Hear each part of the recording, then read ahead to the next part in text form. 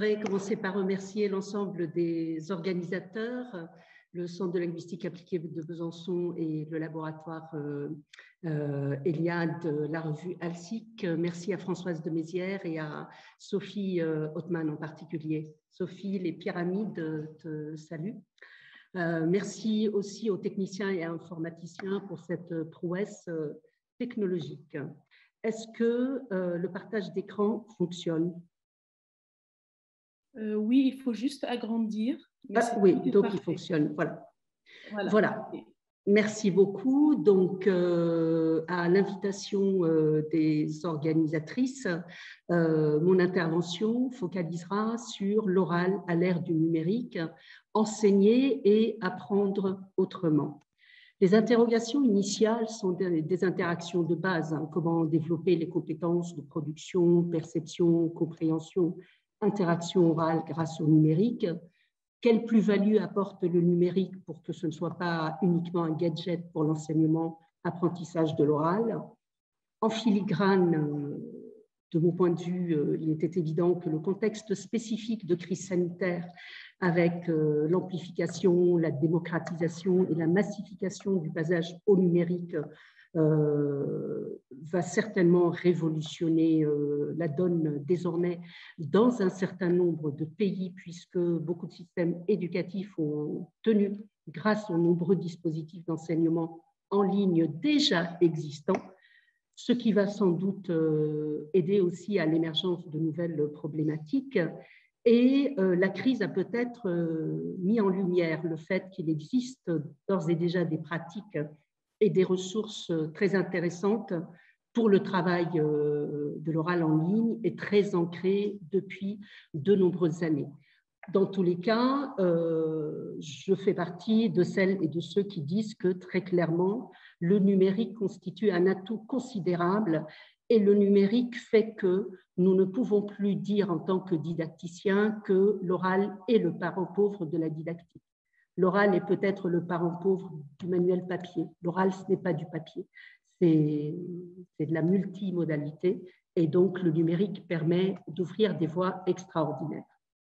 Alors, évidemment, avant de verser dans l'enthousiasme étayé par des dispositifs et des outils, je rappelle qu'il existe des contraintes de différentes natures.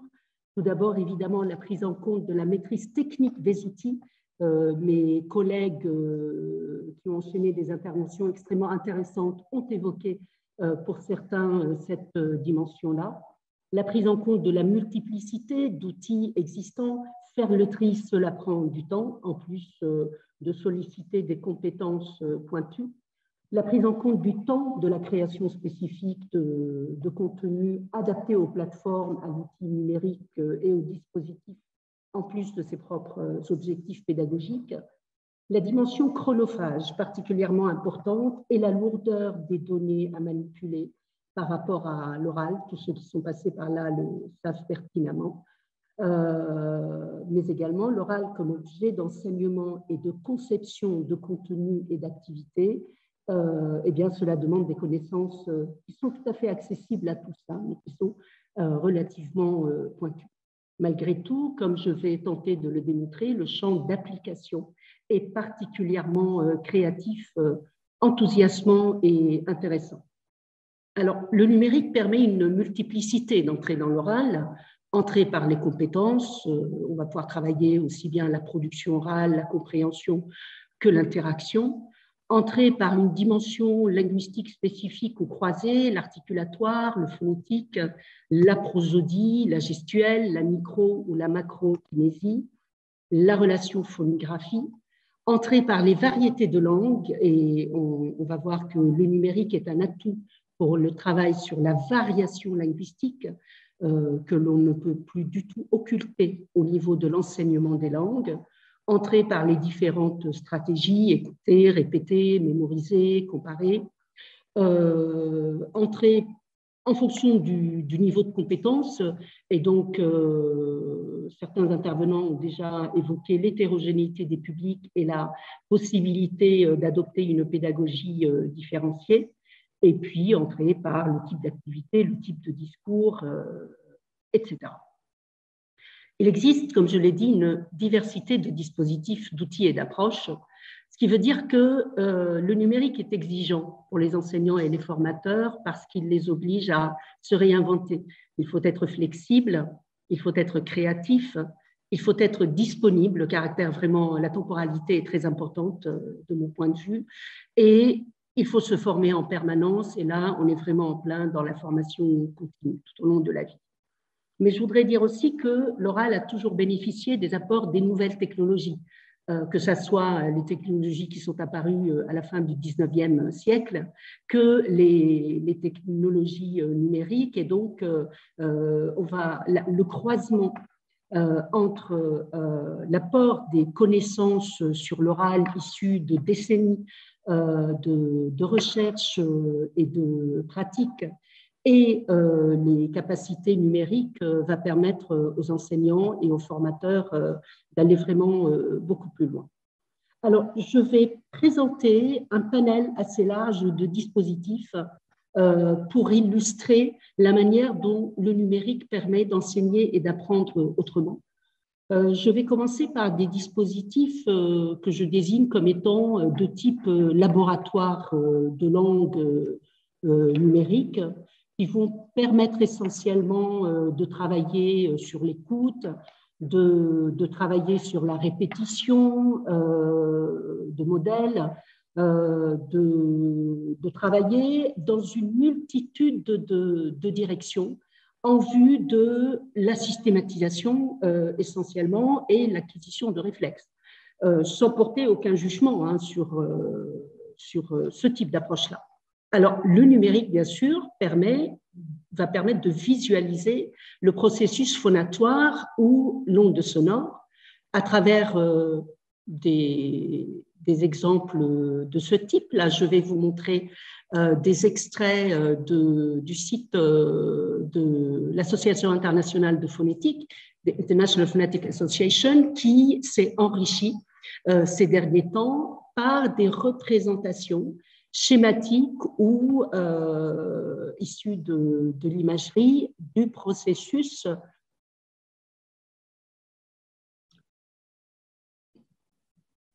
pardon, excusez-moi, je l'ai lancé très vite, du processus de phonation, donc ce qui nous donne des représentations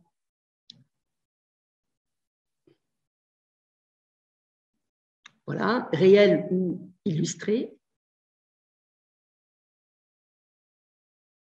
Alors, ce type de représentation peut avoir un intérêt certain pour les enseignants.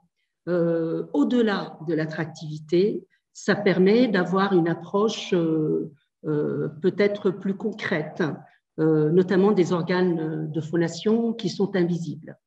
Cela dit, il faut prendre conscience aussi du fait que certains apprenants et certains locuteurs n'arrivent absolument pas à se projeter. Ce n'est pas parce qu'on voit une image animée, notamment cette masse linguale, qu'on va tout de suite se dire « Eureka ».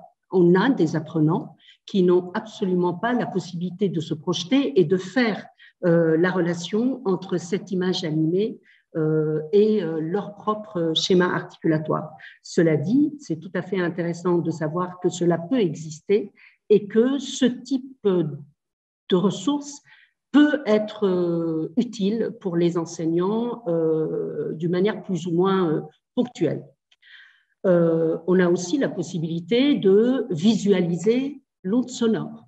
Alors, il peut y avoir un côté un petit peu gadget, mais il peut y avoir aussi, là encore, un côté objectivation de sa propre production.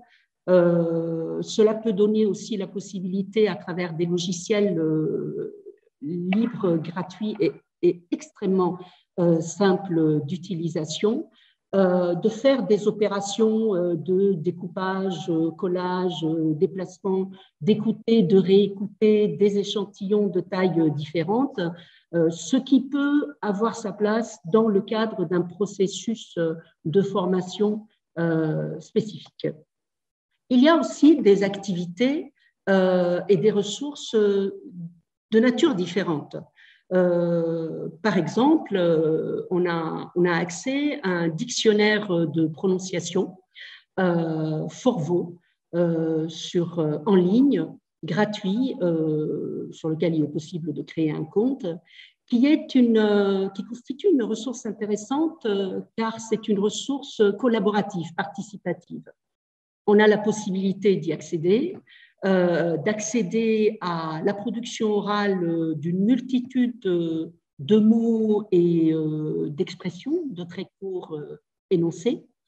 Nous avons la possibilité, en tant que locuteur, d'enregistrer des éléments et donc de venir enrichir ce dictionnaire de sa propre production. On a la possibilité de voter aussi. Voilà, il n'y a pas que TripAdvisor et Booking.com. On peut aussi voter sur les différentes productions qui sont proposées, bon, ce qui peut aussi interroger. Mais surtout, ce qui est intéressant, c'est que cet outil permet de rendre compte de la variation présente au niveau de l'oral. Par exemple, si on choisit le terme mademoiselle, on y a une multiplicité de productions allant de mademoiselle, mademoiselle, mademoiselle, mademoiselle, mademoiselle, etc., etc.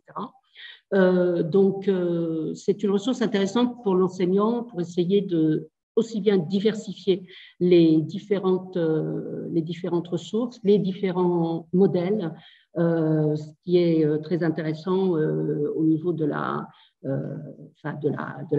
constitution du répertoire langagier sur le plan perceptif. L'intelligence artificielle est aussi de plus en plus sollicitée au service de l'apprentissage des langues à travers des outils comme SpeechLogger, par exemple, tout ce qui comporte les dictées vocales, les synthétiseurs de voix, la transcription d'un fichier audio. Je ne vais pas passer sur le site parce que ma liaison Internet est instable, mais tous les liens figurent dans la production. Donc, cela peut apporter un plus relativement intéressant. On a aussi tout le panel ouvert, aussi bien par des applications telles que les Learning Apps qui ont été évoquées, que par des plateformes spécifiques et des outils de présentation des contenus. Je voudrais faire référence, par exemple,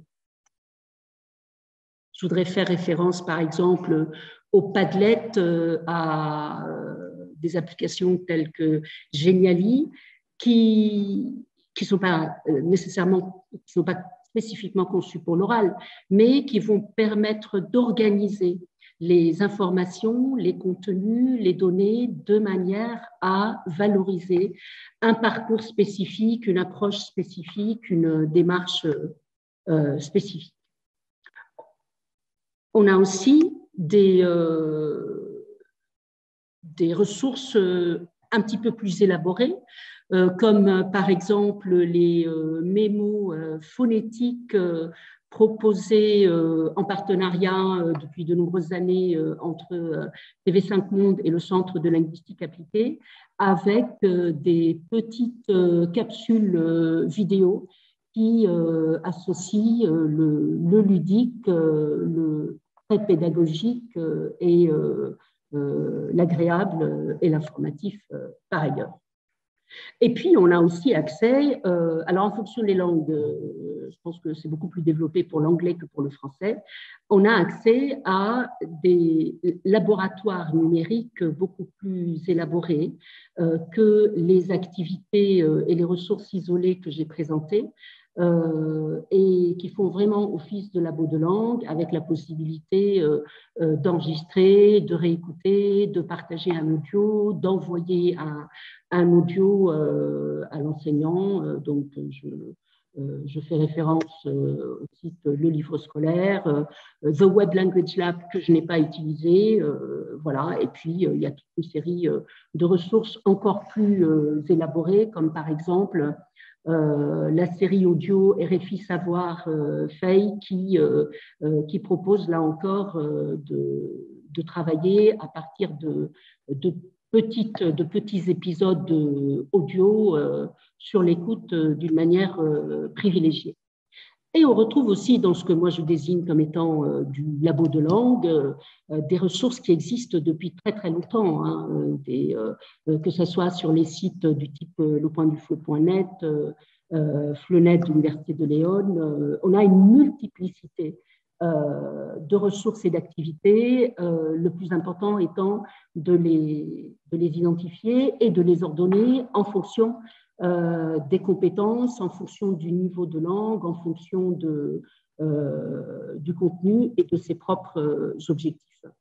Les avantages me paraissent multiples dans une telle valorisation du numérique, puisqu'on peut travailler aussi bien en autonomie en tant qu'apprenant que dans un travail plutôt guidé, faire un focus sur des compétences et sur des stratégies spécifiques. L'apprenant a la possibilité d'affiner ses stratégies d'écoute, aussi bien du global que du fractionné, de la réécoute, alterner le type d'activité et les compétences en valorisant le feedback, adapter son rythme de travail. On peut aussi, en tant qu'enseignant, adopter une pédagogie différenciée grâce aux outils et aux plateformes et permettre de renforcer les automatismes dans le travail en autonomie. Alors, il y a aussi parallèlement des dispositifs autres qui permettent d'appréhender l'oral d'une manière radicalement différente et qui se développent de plus en plus ces dernières années. Je voudrais en parler un petit peu. Il s'agit des corpus oraux à visée didactique. Alors, les corpus, alors il existe des projets de recherche de très grande ampleur depuis quelques décennies, empruntés au monde anglo-saxon et qui se sont beaucoup développés, notamment dans une visée didactique, qui consiste à constituer des corpus audio ou bien audio et vidéo qui vont pouvoir être exploités à visée didactique. Je voudrais donner deux exemples.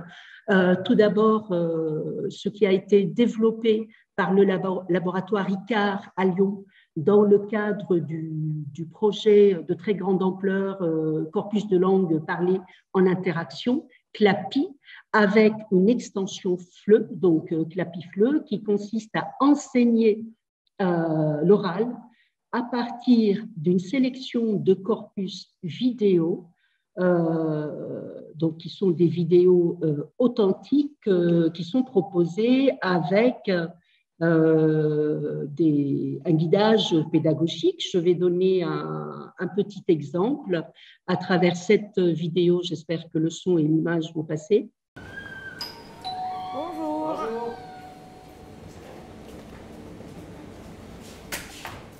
C'était une baguette courte. Courte. Alors, 2,10 s'il vous plaît.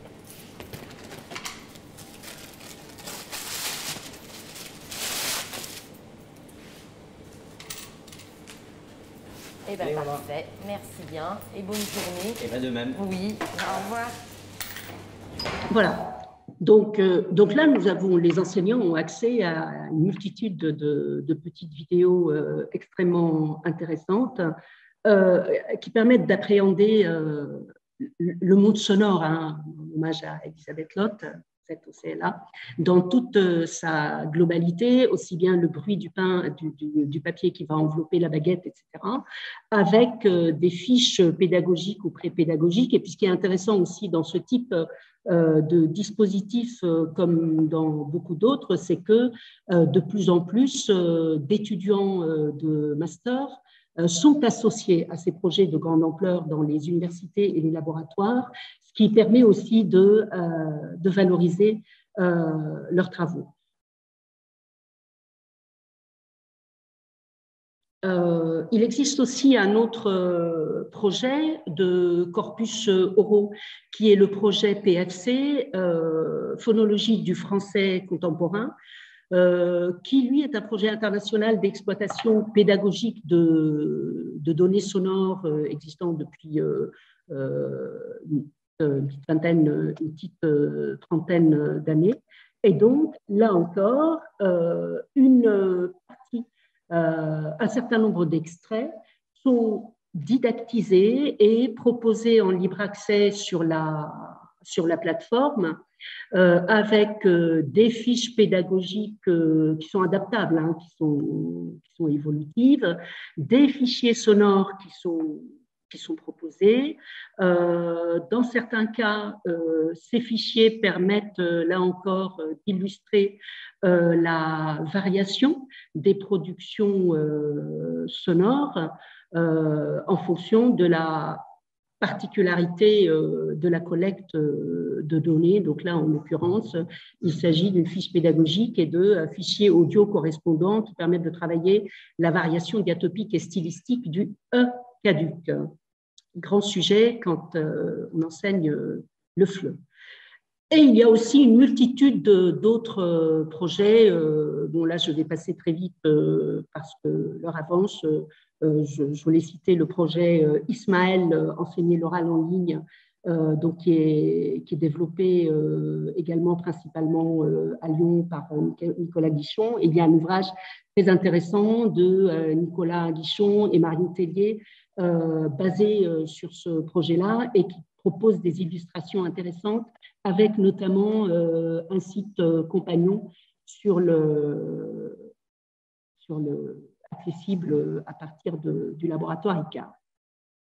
Alors, par rapport à l'interaction orale, bien sûr qu'on peut se poser la question des spécificités de l'interaction et de l'adaptabilité au numérique.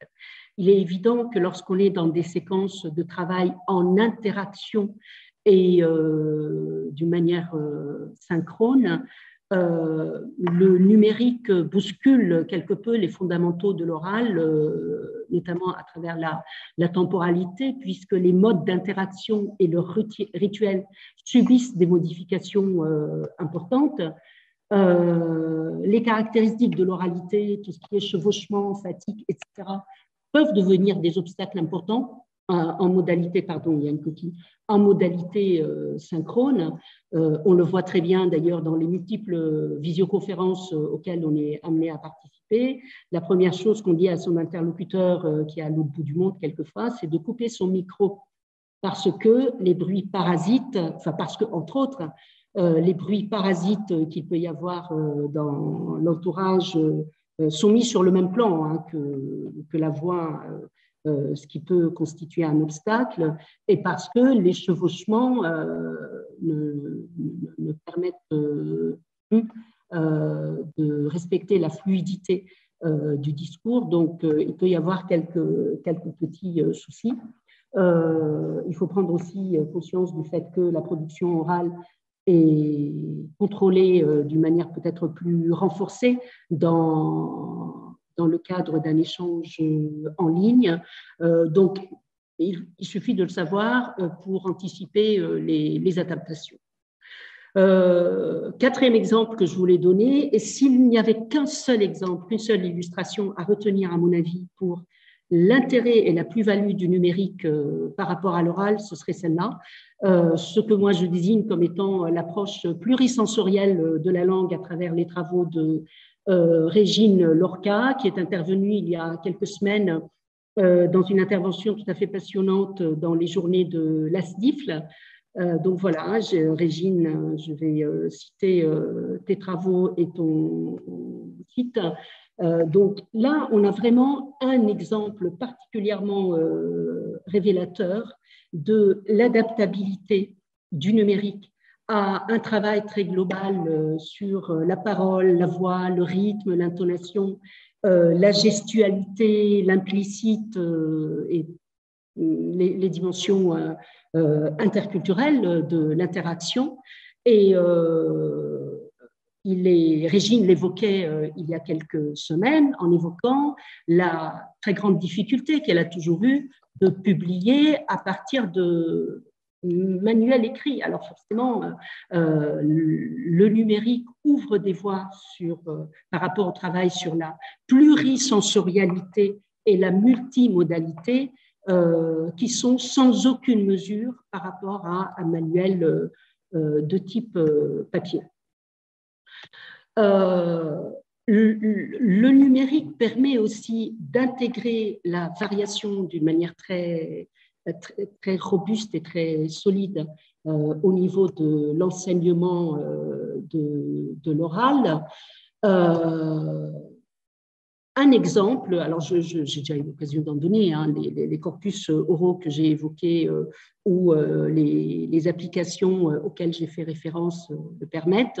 Je voudrais aussi évoquer un exemple d'un manuel et d'un enregistrement audio sur cassette qui est en train de connaître une deuxième vie. Il s'agit de l'ouvrage Les accents des Français, qui a été publié chez Hachette en 1983, qui est en train de connaître une nouvelle vie grâce à deux étudiants de l'école des mines passionnés, comme ils le disent sur leur site, par la langue et qui se sont mis d'accord avec l'éditeur pour un accès en ligne gratuit des données audio de cet ouvrage absolument extraordinaire. Moi, j'ai travaillé dessus, enfin, je travaille dessus depuis la fin des années 80, et à chaque fois, c'est une découverte permanente et tout à fait intéressante. Il s'agit d'une variété d'accents de France, Alsace, Bourgogne, Franche-Comté, Paris, etc. Là encore, pas forcément didactisé, mais analysé du point de vue phonétique et prosodique, et qui permettent de mettre en valeur la variation d'une manière très intéressante. Le numérique permet aussi d'opter pour une approche globale de remédiation phonétique. Je pense par exemple au site de Michel Billière, que Michel Billière alimente et affine depuis de nombreuses années, qui permet donc de présenter aussi bien les fondements théoriques de l'approche dans laquelle il s'inscrit. Il s'est toujours inscrit tout au long de sa carrière, à savoir l'approche verbotonale de correction phonétique, mais aussi un site qu'il a alimenté avec l'ensemble de ses collègues de l'Université de Toulouse de vidéos de classe authentiques et qui sont toujours extrêmement surprenantes et révélatrices au niveau de la formation initiale et continue des enseignants et des futurs enseignants.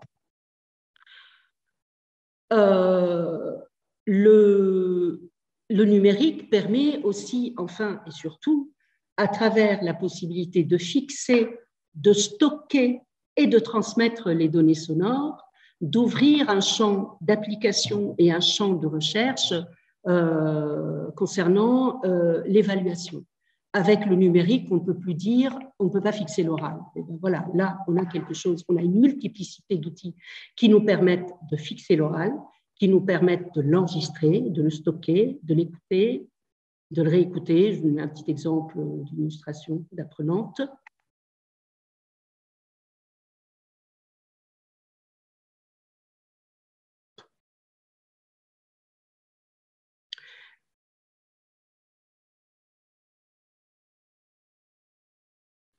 On n'entend pas, Laura, cette démonstration, malheureusement. Je suis désolée, je pense que je n'ai pas correctement appuyé sur le partage audio au début. Oui, c'est pas grave. Pourtant, Théo m'avait prévenu, je suis désolée. Oui, c'est pas grave. Donc là, on est… Alors évidemment, ça ouvre des voies extraordinaires, mais c'est aussi extrêmement complexe et chronophage, puisque aussi bien apprenants qu'enseignants sont amenés à manipuler des fichiers audio et donc à essayer de s'y retrouver parmi la multiplicité de formats. Il y a des contraintes techniques, bien sûr, liées aussi à l'acheminement. Ce n'est pas parce qu'on a enregistré que l'enseignant à l'autre bout de la chaîne a reçu. Donc, c'est exigeant au niveau aussi des modalités de fonctionnement et des modalités de travail. C'est exigeant au niveau de la… Enfin, il faut veiller à la qualité sonore, au bruit de fond, à la durée des fichiers. c'est là aussi qu'on se rend compte qu'il n'est pas utile d'avoir 20 minutes, de bénéficier de 20 minutes d'oral pour évaluer. Et c'est là qu'on se rend compte qu'on peut faire beaucoup, on peut faire une évaluation tout à fait pertinente avec peu, voire avec une durée assez restreinte. Donc la lourdeur de la manipulation, je l'ai évoqué, le stockage des fichiers aussi, je l'ai évoqué.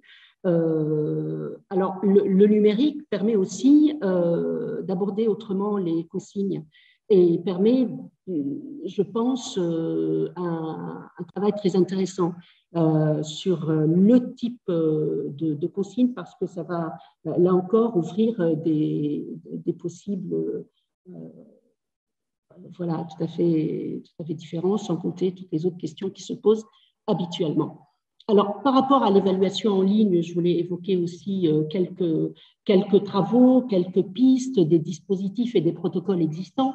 Il y a beaucoup de choses qui ont déjà été faites. Hein. Je pense par exemple à tous les tests et à toutes les certifications existantes, notamment avec tout ce qui a déjà été fait sur l'oral.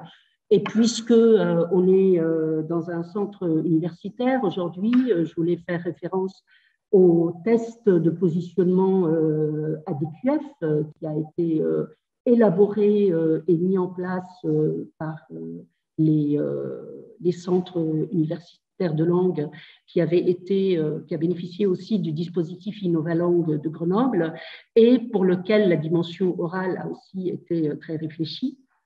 L'intelligence artificielle permet de poursuivre aussi l'exploration d'une manière intéressante et je pense que là, on a une voie en termes de pratique et en termes de recherche.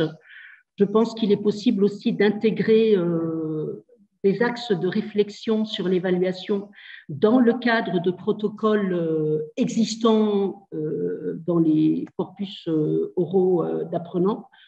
Dans tous les cas, pour conclure, si on peut conclure, je pense que tout d'abord, oui, bien sûr, le panel de dispositifs présentés, qui est une toute petite sélection, permet de répondre par l'affirmative à la question initiale. Je pense que le numérique permet d'enseigner et d'apprendre autrement la dimension orale. L'outil informatique est très clairement au service de l'enseignement et de l'apprentissage et il bénéficie d'un contexte particulièrement favorable, des avancées technologiques, notamment de l'intelligence artificielle, mais aussi on n'a pas affaire qu'à du technique et ça c'est quelque chose qui me semble important. On bénéficie de décennies d'exploration de l'oral. Là, j'ai cité quelques auteurs qui ont marqué et qui continuent à marquer l'oral et grâce auxquels cela est possible. S'il y a des applications qui permettent de travailler sur la production, la perception, s'il y a des corpus oraux d'apprenants, c'est parce qu'il y a des spécialistes qui ont beaucoup exploré l'oral et qui permettent de cibler et de valoriser et de travailler telle et telle dimension. Et puis surtout, je voulais évoquer le fait que tout cela s'accompagne de nouveaux métiers qui sont en pleine expansion. Et puis, dernière chose, cela aussi est exigeant sur le plan institutionnel parce que le numérique est aussi exigeant, que ce soit en termes d'équipement, en termes de financement, en termes de lieux. Et donc, je crois que la mutation doit aussi accompagner à ce niveau-là l'enseignement et l'apprentissage de l'oral autrement à l'ère du numérique. Merci beaucoup pour votre écoute. Merci beaucoup, Laura. C'était très intéressant, très clair. Merci d'avoir aussi fait référence aux différents travaux. J'ai relayé sur le chat les différentes ressources que tu as citées.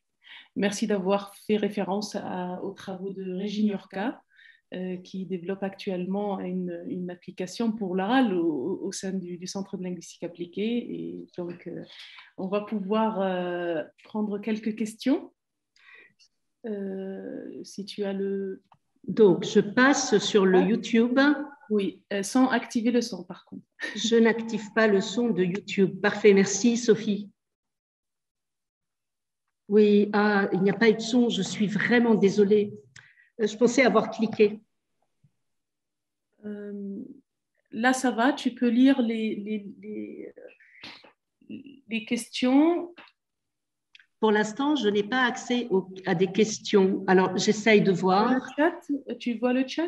Voilà, je vois le chat, donc je suis en train de monter sur... alors, il y a première question d'Arnaud Vincent, mais il y a deux questions qui ont été posées et que je demande alors, je suis sur... de la reposer. SpeechLogger. Quelle place donner à ces outils grand public dans les didactiques des langues, c'est ça?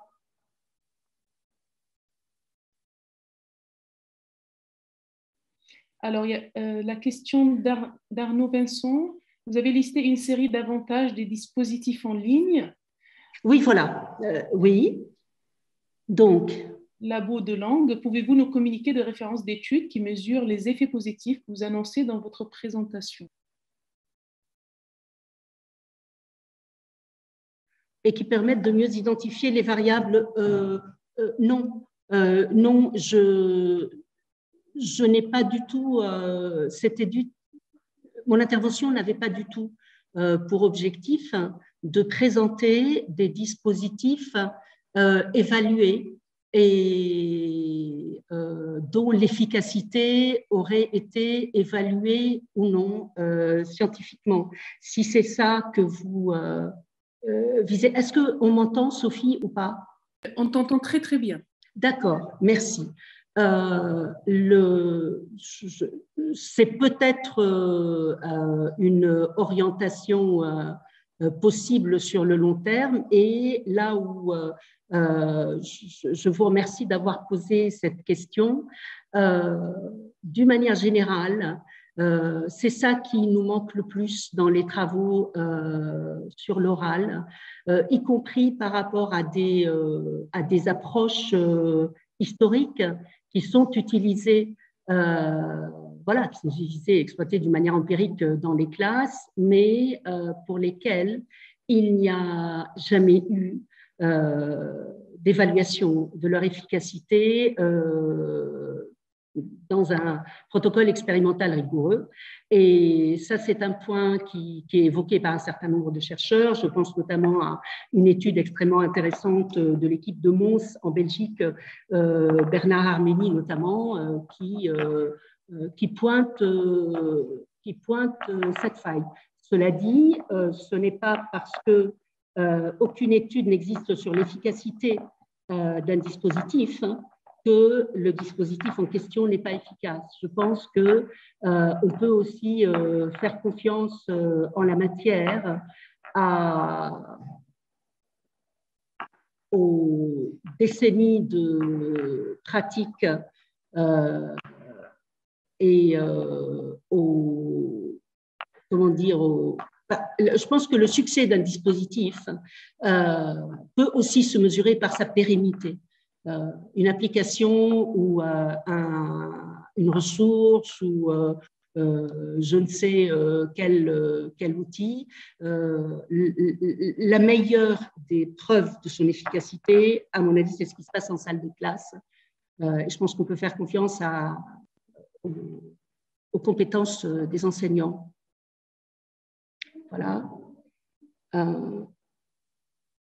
Alors, oh là là, donc, des outils pour la correction, annotation des fichiers audio. Donc, toujours Arnaud Vincent. Non, personnellement, j'utilise des outils d'annotation qui sont plutôt des logiciels issus de la recherche phonétique et acoustique du type Pratt, par exemple. Mais je pense que des des témoignages pourraient apporter un complément à ma réponse.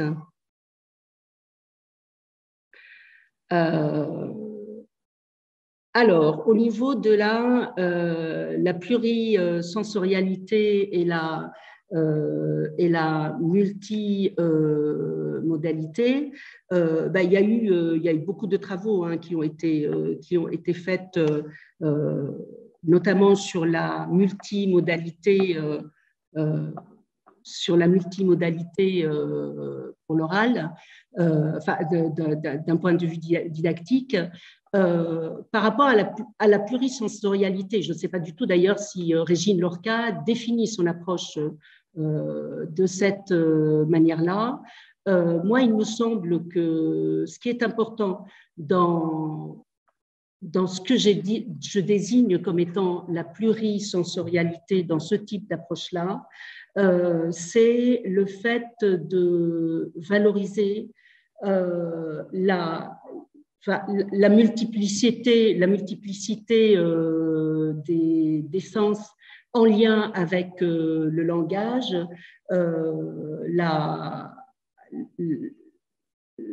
c'est aussi pour moi quelque chose qui serait en lien avec la manière d'occuper l'espace, la manière dont la micro et la macro-gestualité s'articulent avec les différentes dimensions de la parole et de la voix. Et je pense que la désignation le terme de plurisensorialité permet aussi une valorisation, de mon point de vue, de l'articulation entre les différentes dimensions de la production et de la perception de la parole et du langage, aussi bien sur le plan production, interprétation, perception que compréhension. Mais je ne sais pas du tout si je suis claire. Alors, une dernière question. Les variations sociolinguistiques. Étudier l'oral nécessite toujours une étude des variations sociolinguistiques de la société où on pratique la langue. Moi, ça me paraît absolument fondamental. Ça me paraît absolument fondamental parce que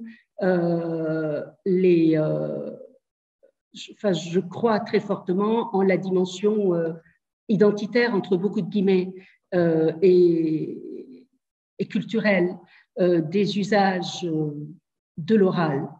Par exemple, une des choses qui m'a toujours frappée, c'est que beaucoup d'enseignants se demandent pourquoi les apprenants ou les élèves hésitent à parler entre eux dans une langue étrangère. Et je pars du principe que, je ne suis pas la seule, il n'y a rien de plus superficiel que de parler avec un autre interlocuteur dans une langue qui n'est la langue maternelle de personne. Et je pense que les variations socio-linguistiques permettent, permettent d'appréhender, à mon avis, d'une manière beaucoup plus sereine, moins angoissée, le rapport à la norme ou aux normes de l'oral. Je pense que le fait d'être confronté à une multiplicité de productions permet aussi, sur le plan perceptif, d'étoffer son bagage langagier et d'augmenter ses performances au niveau de la production. Ça, c'est quelque chose qui a été développé aussi notamment par Isabelle Racine. Je crois en tout cas que la valorisation des variations sociolinguistiques de la société où on pratique la langue française ainsi que d'autres est absolument indispensable parce que ça permet aussi d'intégrer d'autres manières de parler comme étant aussi légitimes que les normes qui sont en général proposées par les manuels. Très bien. Très bien. Merci beaucoup, Laura. Je pense que tu as pu répondre à plusieurs questions et ça se voit que les gens ils étaient très intéressés. Merci infiniment pour ta participation et ta présence aujourd'hui. Merci d'avoir aussi invité toute l'Égypte entière. Donc... Merci beaucoup à toi, Sophie, et merci à tous. Et désolée si j'ai été cafouilleuse sans doute à la fin, parce que je regardais en même temps plusieurs écrans. Merci beaucoup en tout cas. Cette journée est passionnante. Merci Laura, à très bientôt. Et enfin, un grand bonjour aux pyramides et au sphinx à côté. Voilà. À bientôt. Et bonjour à tous. Au revoir. Au revoir. Au revoir. Bon, ben, on va pouvoir continuer avec la présentation de